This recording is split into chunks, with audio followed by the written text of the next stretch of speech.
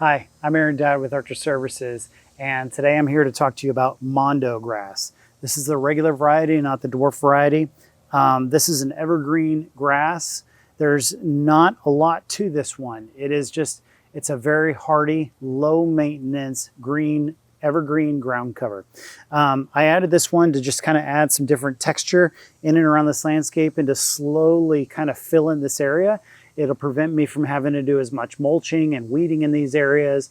And I just love to have a nice full landscape with just a lot of different textures and colors in it. Now the color, it almost perfectly blends into this Pringle yew that's right behind me.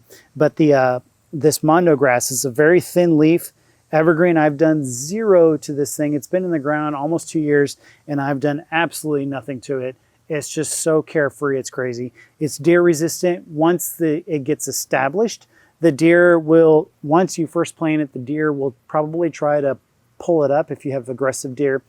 They'll nibble on it for a second, just pull it out of the ground and then leave it alone. They really don't care for it that much. So if it can get established, it's also a deer resistant plant as well.